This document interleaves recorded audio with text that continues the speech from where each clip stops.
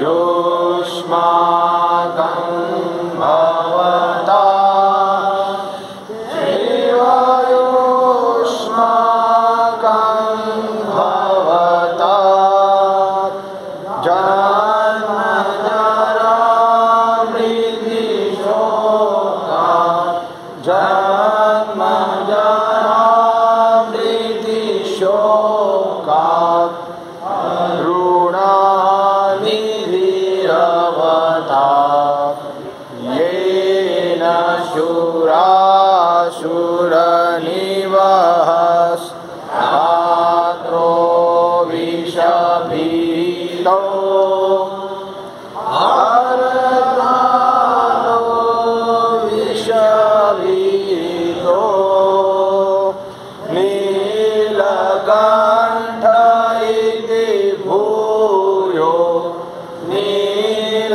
नीलकण्ठ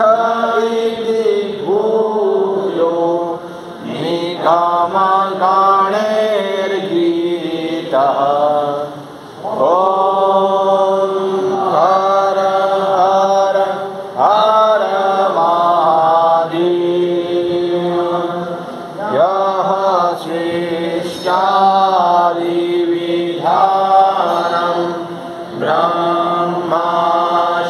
ब्रह्माश्रुतरुद्रे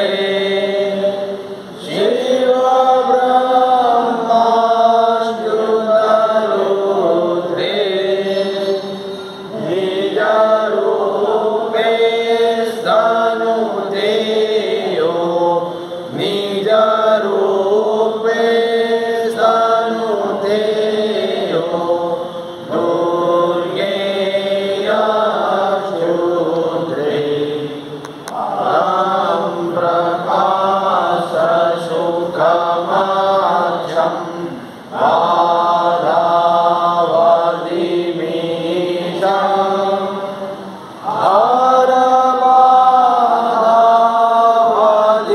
हरमाधवदिमीशम् तनुभैदेरिव भिन्नं तनुभैदेरिव भिन्नं तदीयामीशम् ॐ हर हर हर महादेव जय गंगाधर हर शिव जय गिरिजाधीश शिव जय गौरीनाथ त्वां मां पालय नित्यं त्वां मां पालय शम्भो कृपया जगदीश ॐ हर हर हर महादेव वन्दे देवोमापतिं सुरगुरुं वन्दे जगत्कारणं वन्दे पन्नगभूषणं मृगधरं वन्दे पशूनां पतिं वन्दे सूर्यशशाङ्कभग्निनयनं वन्दे मुकुन्दप्रियं वन्दे भक्तजनाश्रयं च वरदं वन्दे शिवं शङ्करम् आनन्दं पद्मासनस्थं शशिधरमुकुटं पञ्चवक्त्रं त्रिनेत्रं शूलं वज्रं च खड्गं परशुभयदां दक्षिणाङ्गे वहन्तं नागं पाशं च घण्टाडमरुकसहितां शाङ्कुशं भावे नानालङ्कारदीप्तं स्फटिकमणिनिभं पार्वतीशं नमामि कर्पूरगौरं करुणावतारं संसारसारं भुजगेन्द्रहारं सदा वसन्तं हृदयारविन्दे भवां भवानी सहितं नमामि असितविषमं स्यात् भक्जलं सिन्धुपात्रे सुरतरुवर्षाखा लेखनी भद्रऊर्मि लिखति यदि गृहीत्वा शारदा सर्वकालं तदापि तव गुणार्णमीशपारं न याति त्वमेव माता च पिता त्वमेव बन्धुश्च सखा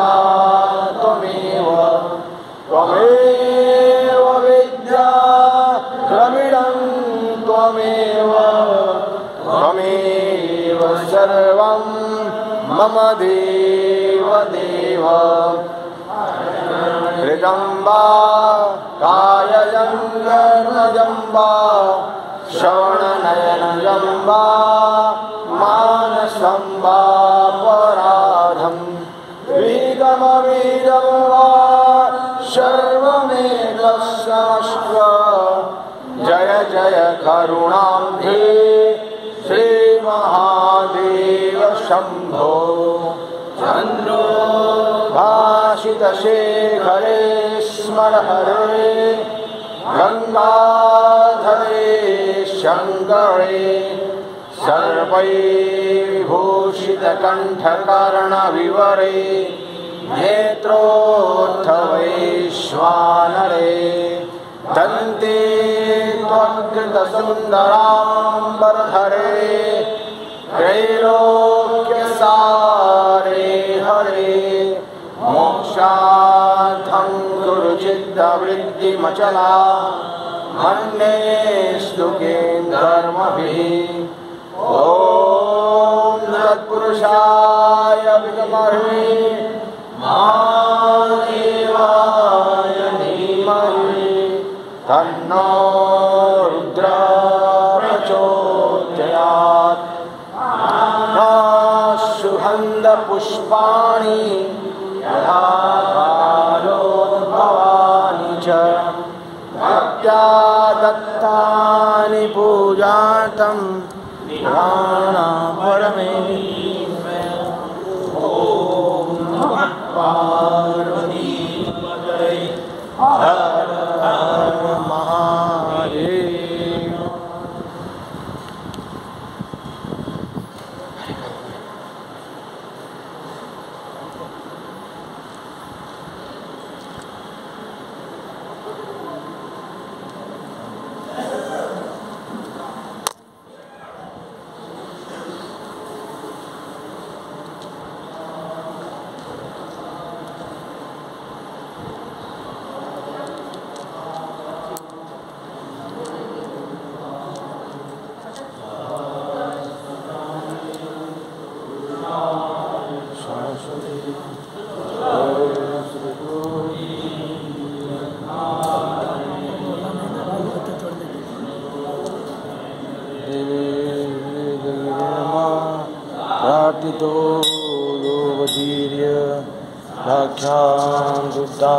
कंठीरवनखरकरा घातसंगातमूर्छां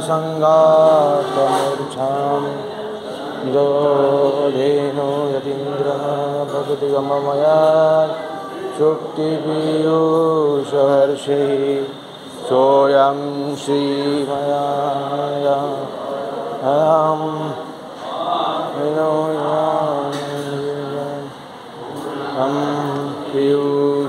पीयूषभानुर्गरो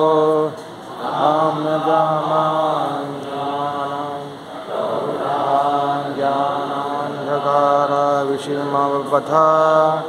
भ्राम्यतामांशुमाली कल्पशाखी यतीनां विदधनसुता दीक्षाणां सदानः प्रायाश्चेदपदमपागादिवमुनिसरितः श्रीमदाचार्यवर्यः ब्रह्मानन्दं परमसुखदं केवलं ज्ञानमूर्तिं वन्दातीतं गगनसदृशं तत्त्वमस्यादिलक्ष्यम् एकं नित्यं विमलमचलं सर्वधी साक्षिभूतं भावातीतं त्रिगुणरहितं सद्गुरुं नमामि। नारायणं पद्मभवं वसिष्ठं शक्तिं च तत्पुत्रपराशरं च व्यासं सुखं गौरपदं महान्तं गोविन्दयोगीन्द्रमथास्य शिष्यं श्रीशङ्कराचार्यमथाश्च पद्मपालं च हस्तामलक्ष्मीं साधकं च शिष्यं कण्ठोदकं वातिककारमन्या नस्मद्गुरुसंकरमानतोऽस्मि विश्वं दर्पणदृश्यमाननगरे तुल्यं निजान्तर्गतं पश्यन्नात्मनि मायया बहिर्गो भूतं यथा निन्द्रया यः साक्षात् कुरुते प्रबोधसमये स्वात्मानमेवाद्वयं तस्मै श्रीगुरुमूर्तये नमः। इदं श्रीदक्षिणामूर्तये मण्डलाकारं व्याप्तं येन चराचरं तत्पदं दर्शितं येन तस्मै श्रीगुरवे नमः। गुरुर्ब्रह्मा गुरुर्विष्णु गुरुर्देवो महेश्वरः गुरुर्साक्षात् परं ब्रह्म तस्मै श्रीगुरवे नमः। स्मृतिपुराणानाम् आलयं करुणालयं नमामि भगवत्पादं शङ्करं लोकशङ्करं शङ्करं शङ्कराचार्यं केशवं बादरायणं सूत्रभाष्यकृतो वन्दे भगवन्तो पुनः पुनः। ईश्वरो गुरुरात्मैति मूर्तिभेदविभागिने व्योमवद्व्याप्तदेहाय दक्षिणामूर्तये नमः। येन जनमायाजन्ता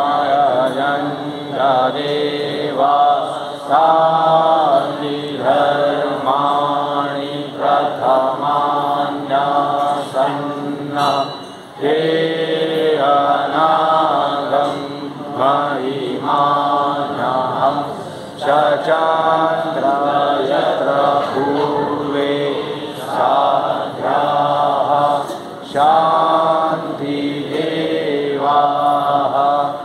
ॐ राजाधिराजाय प्रसैनशालिने नमो वयं वैश्रवणाय कुर्महे श्यामे कामान् कामकामाय मह्यं कामेश्वरो वैश्रवणो ददातु कुबेराय वैश्रवणाय महाराजाय नमः। ॐ विश्वतचक्षुर् विश्वतो मुखो विश्वतो बाहुरुत विश्वतस्पात् सम्बाहुभ्यां धमति सम्पदत्रे द्यावा भूमि जनयन् देव एकः नानासुगन्धपुष्पाणि यथा कालोद्भवानि च भक्त्या दत्तानि पूजार्थं हृयाणां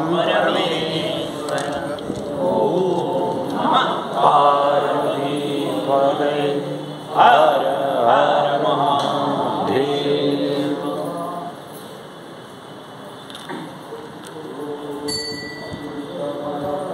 हम हेम शैलावदेहं धनुजवनकृशानं ज्ञानी नाम अग्रगण्यं सकलगुणनिधानं वारणानामधीशं रघुपतिप्रियभक्तं पादजातं नमामि। अभिरामं रणरङ्गधीरं जराजीवनेत्रं रघुवंशनाथं कारुण्यरूपं करुणाकरं तं श्रीरामदूतं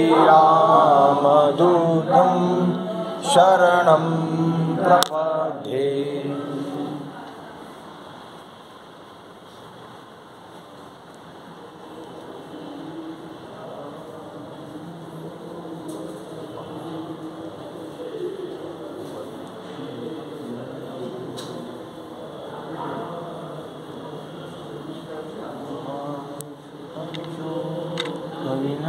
विनाशकारकं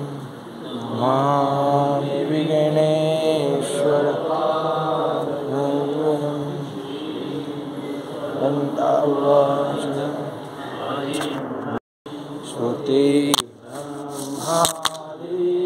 श्रुतिब्रह्मादीनामपि तदवसन्नित्यायं चकितमभिदते श्रुतिरपि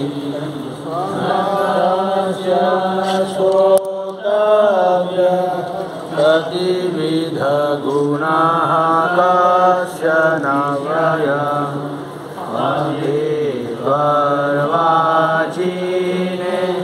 वदति न मनः कस्य न वचः मधुस्मितावाच परममृतं निर्मितवत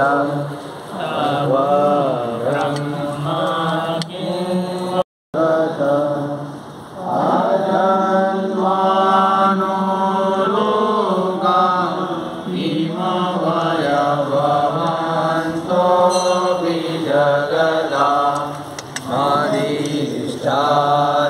अधिष्ठातारं किं भवविधिरनादित्य भवति अनीशो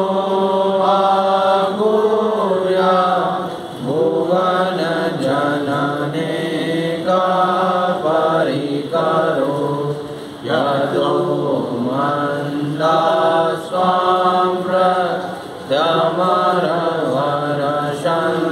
प्रथमरवरशंसेरत इमे साङ्ख्यं योगा पशुपतिमतं वैष्णवमिति प्रवीणे प्रस्थाने परमिदमदापद्यमिति च रुचीनां वैचित्र्या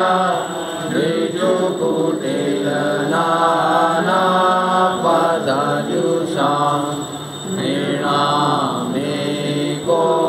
गम्यस्त्वमसि पयसामर्णवैव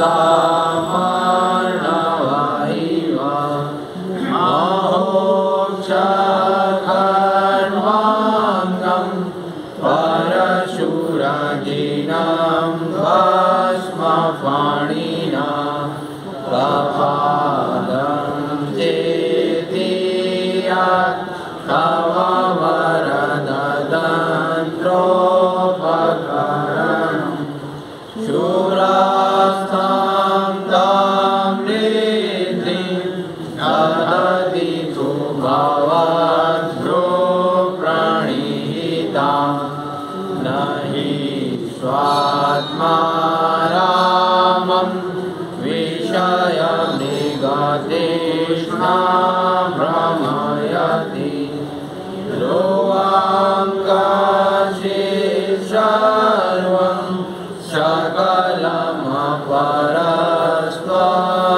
सकलमपरस्त्वध्रुवमिदम्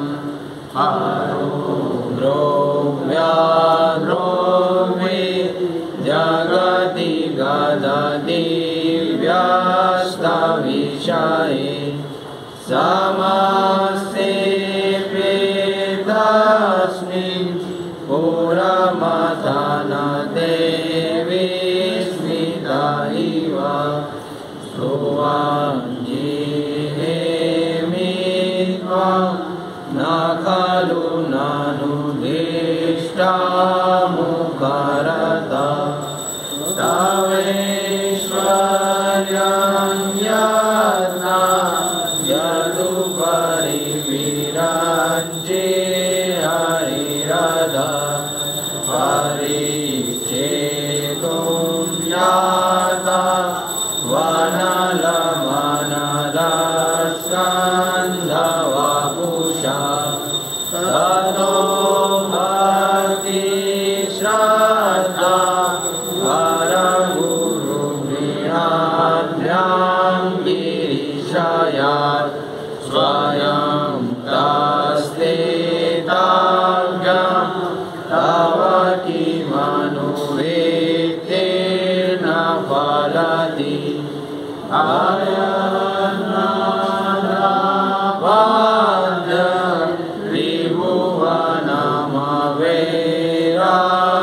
त्रिभुवनमवेराव्यतिकरं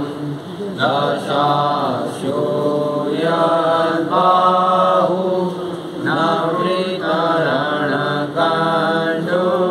परवशां शिरः पद्मश्रेणी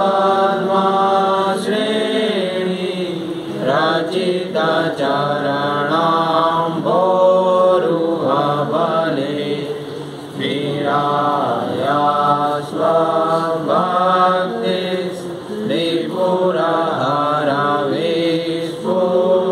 स्वभक्तिस्त्रिपुरहरविस्फुटितमिदम् अनुष्यतसेवा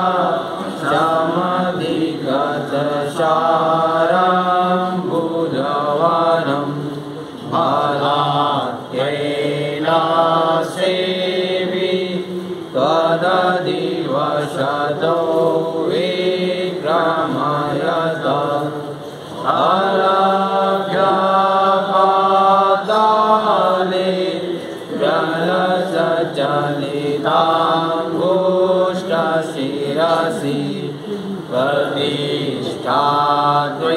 प्रतिष्ठाद्वयासि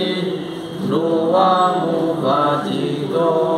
मुह्यति कला ज्ञानेन सूत्राणो वरद परमोचैरपि सति मदश्चक्रे बाणा परिजनविधेयास्त्रिभुवन नाताचित्रं तस्मिन् परिवसितरित्वाचरणयो न कस्यामुन्नति भवति शिरसा स्वेयवनति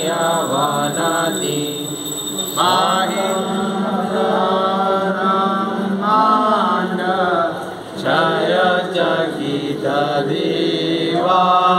क्षयचकितदेवासुरक्षिपा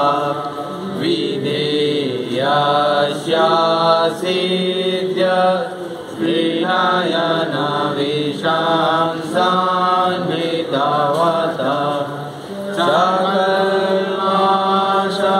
सकल्माषकण्डे तव न कुरुते नाश्रियमहो विकारो वित्साद्यो भुवनभयभङ्गव्यसनिन असिद्धार्थानेव क्वचिदपि सदेव शूरनरे विवादान्ते नित्यं जगति जैनो यस्य विशिका सपश्यनिषद्वा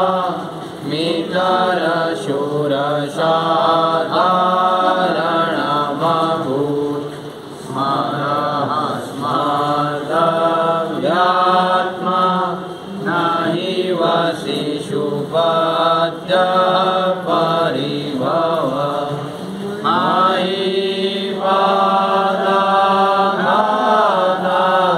व्रजति सहसा संशयपदं पदं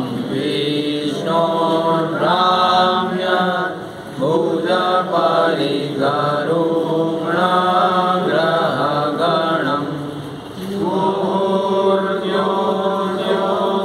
मुहुर्योऽन्योषाञ्जात् जनिवृत्तजटाताडिततटा जगद्राजाये त्वं नटसि ननु वामेव विभूता वीरव्यावितारा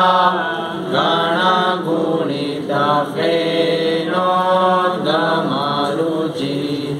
प्रवाहो वाराम्य पृषतलदुशिष्टशिरसि ते जगद्दीपकारं जलधिवलयं तेन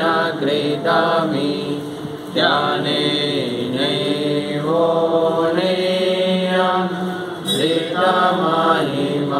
धृतमहिमदिव्यं तव वपुः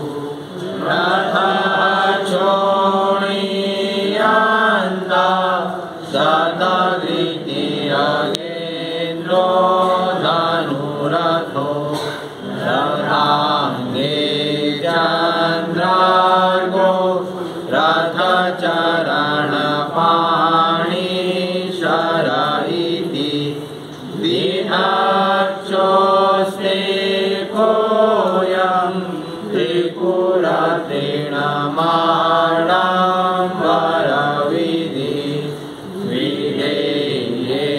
गृह्णान्यो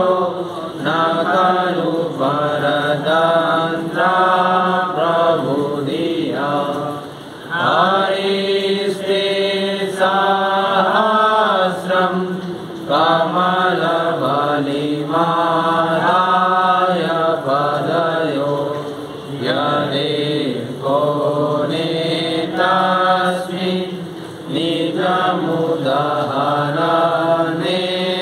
निजमुदहरनेत्रकमलं गतो भक्त्युद्रेकः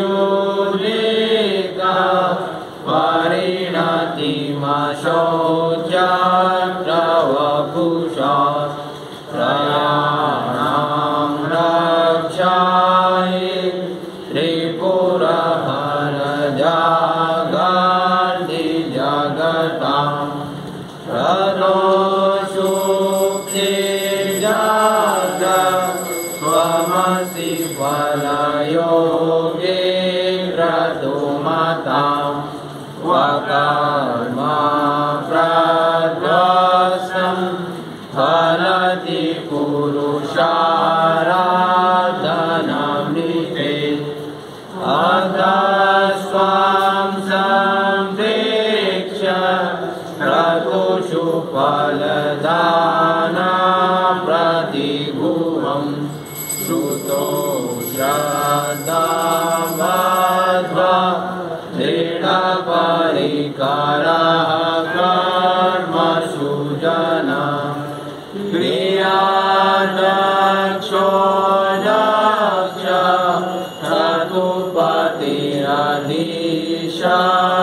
क्रतुपतिरधीशस्तनुभृता वृषीणामादित्यं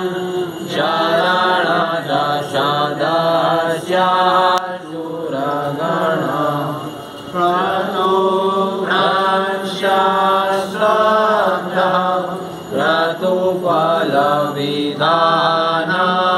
क्रतुफलविधानाव्यसनिनो ध्रुवं कर्तुश्रद्धा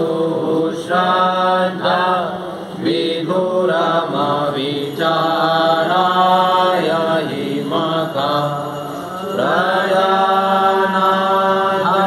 प्रजानाथ प्रसभमविघां स्वां दुरिधरं गतं रोहिभूतां श्रीरमयिषु वृक्षस्य वपुषा धनुष्वाणिर्यातं दिवमपि शपत्राकृतममुं दशन्तं वेद्याभि त्यजति न मृगव्याधरवशं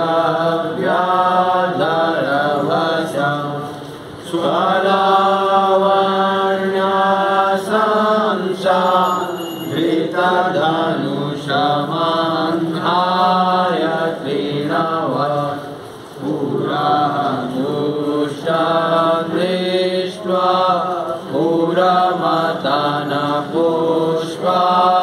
पुरमतनपुष्पायुधमपि यदिस्त्रीणां देवी यमनिरतदेहाद्रघटना दवेति वामदा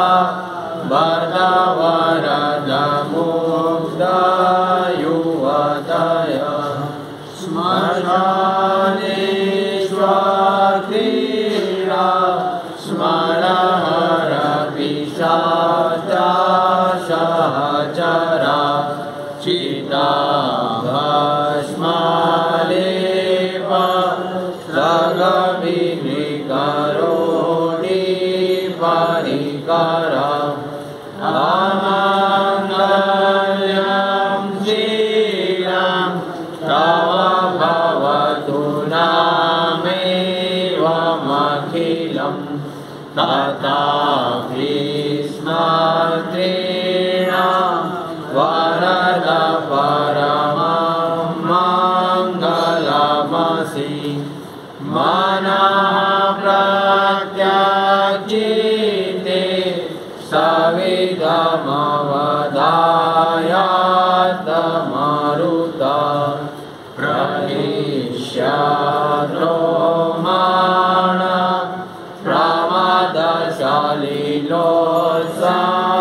प्रमादशालिलोत्सङ्गृतदृशः यनालोक्यादं हृदयैव निमज्जामृतमये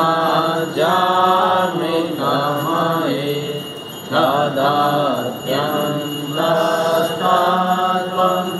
किमपि यमिनास्तत्किल भवान् त्वमः सर्वरुद्रः भस्मसि पवनस्त्वमृतवः त्वमपस्त्वं व्योम त्वमुदरणिरात्मा त्वमिति च परिच्छिन्नमेवं त्वयि परिणता बिभ्रतु गिरं न वेद्मस्तत्त्वं वयमिह तु यत्त्वं न भवसि त्रैतृष्टो वेत्ति त्रिभुवनमतो त्रीनपि शूरा न कालार्ये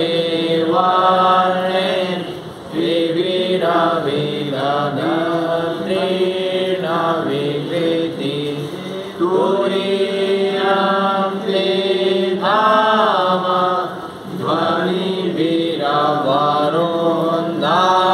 ध्वनिभिरवरुन्धानमणुवे समस्तं व्यस्तं त्वां शरणदमृणाद्योमिति पदं भवः सर्वो रुद्र पशुपतिरथोग्रशमहं हताभिवेशानं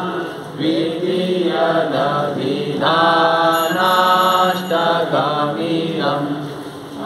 अमुष्मिन् प्रतीकं प्रविचरति देवाश्रुतिरपि प्रियायास्मै धामे प्रणिहितनमस्योऽस्मि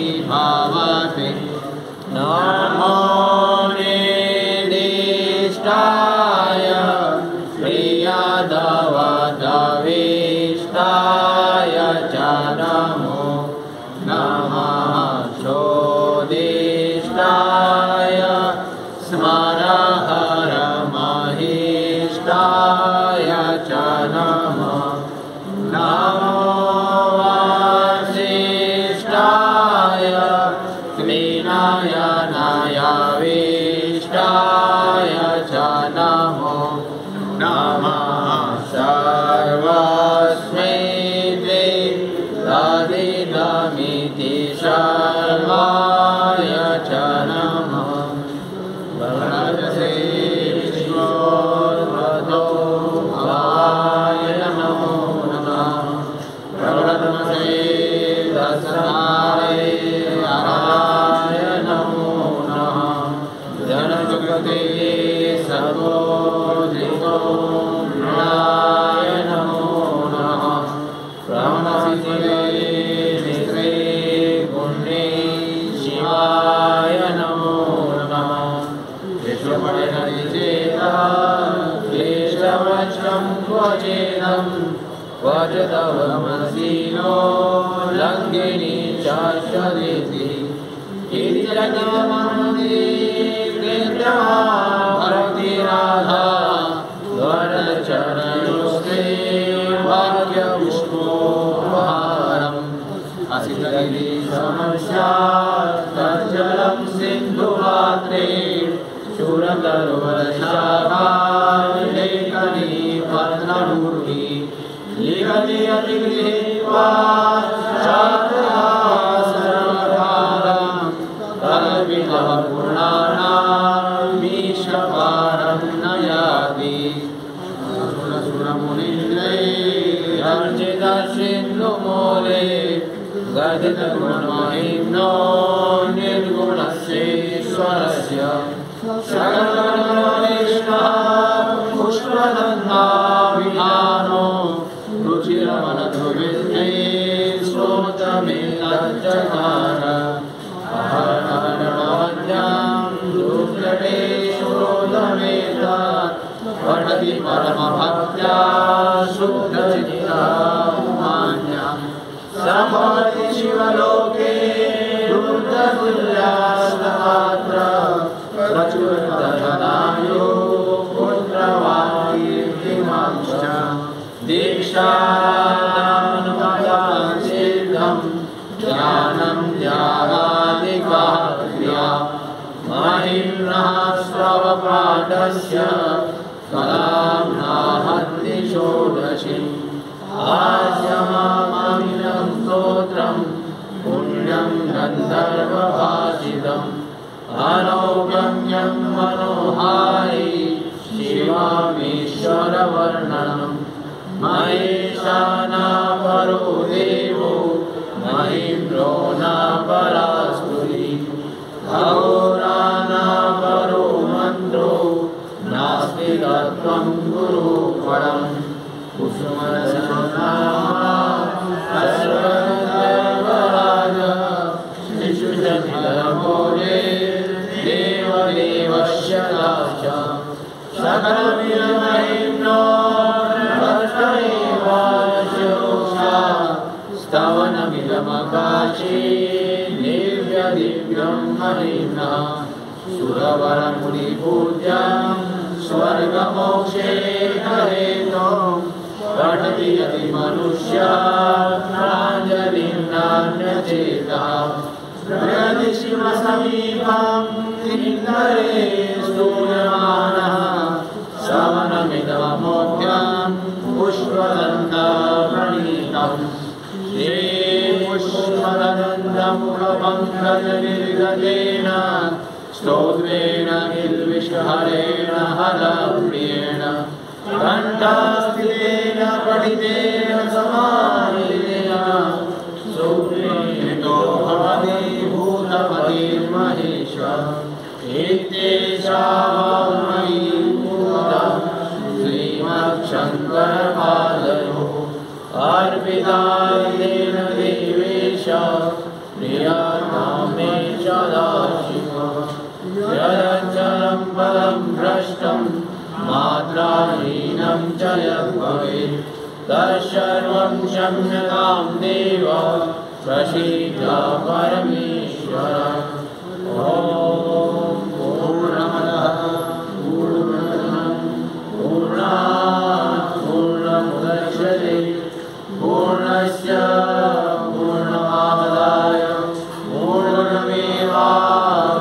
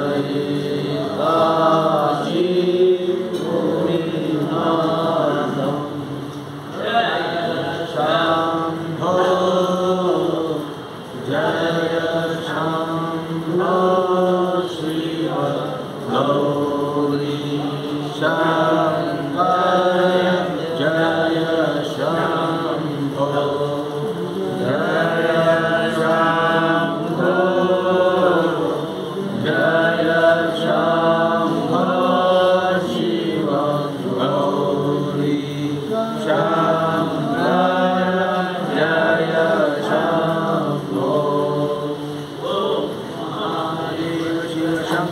शम्भो उमाकान्त हर त्रिपुरारि मृत्युञ्जय वृषभाध्वज शूरे गङ्गाधर वीरमदनारे शिव शङ्कर गौरीशं वन्दे गङ्गाधरमीशं रुद्रं पशुपतिमीशानां धरये काशीपुरीनाथम्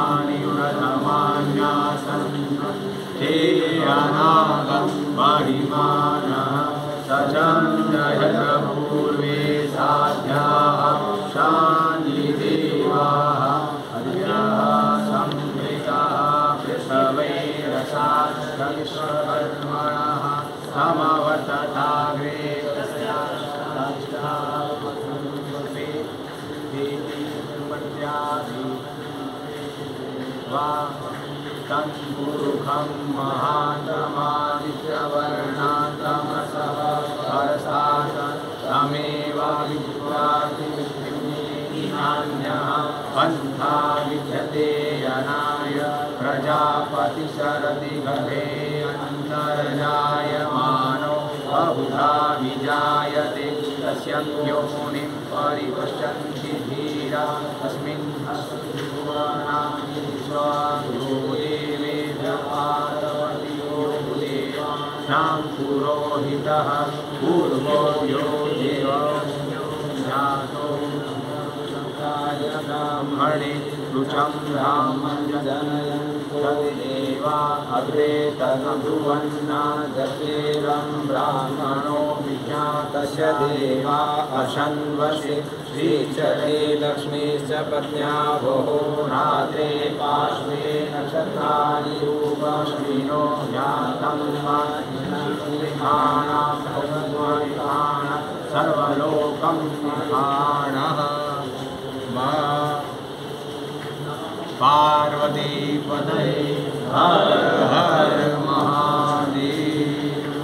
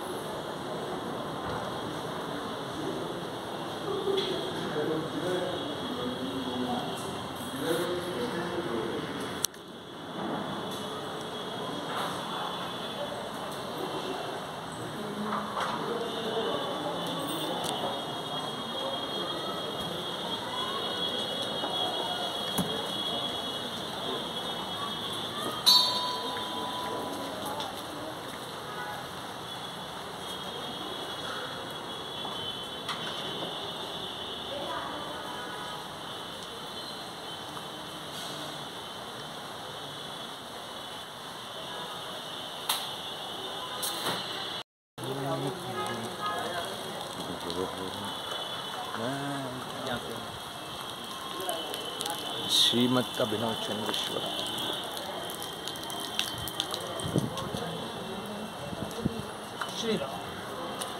नमो नारायण। नमो नारायण। क्या हाल है?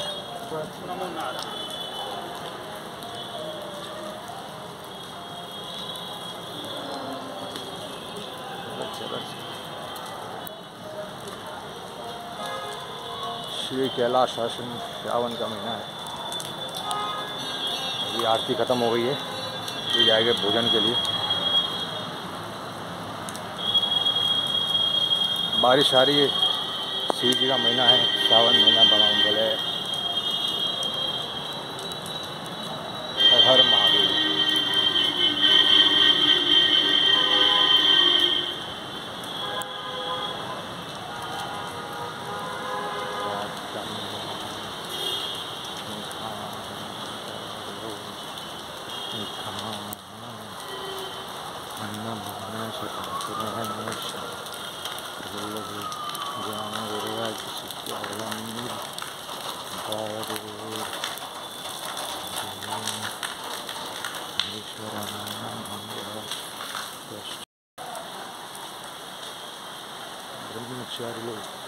शौचालय किधर है पेशाब करने के लिए?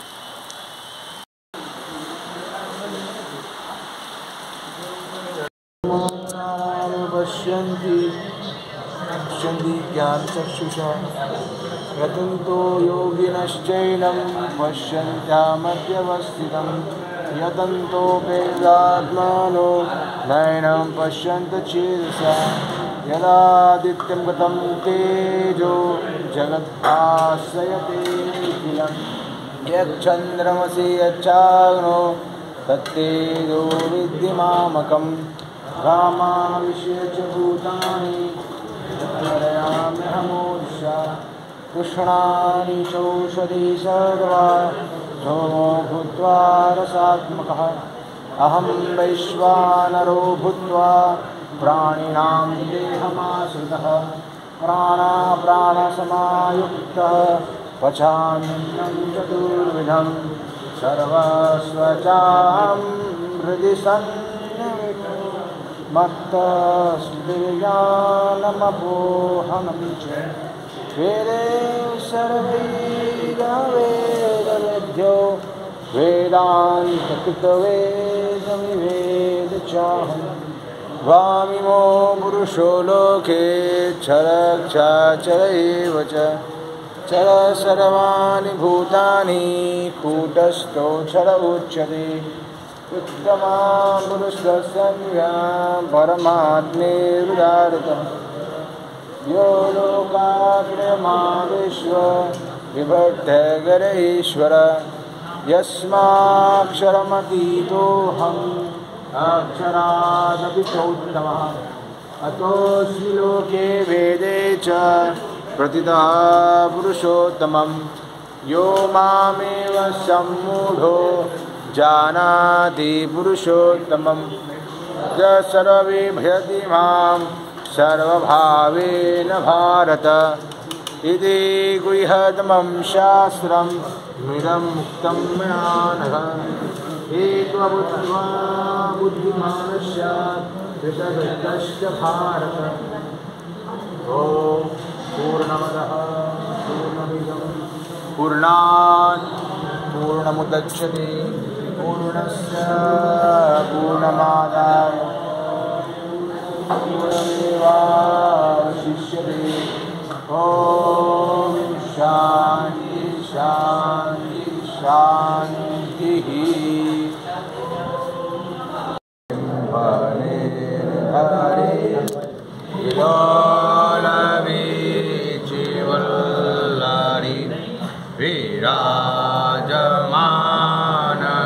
विराजमानमूर्धनि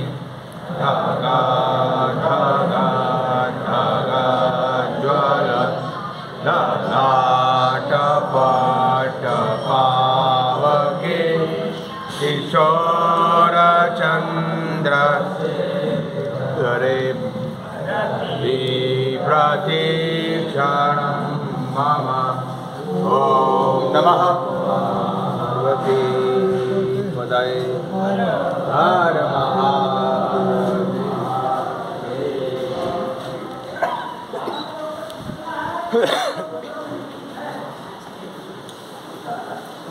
एक टाइम खाओ आप लोग भी जाए बाद में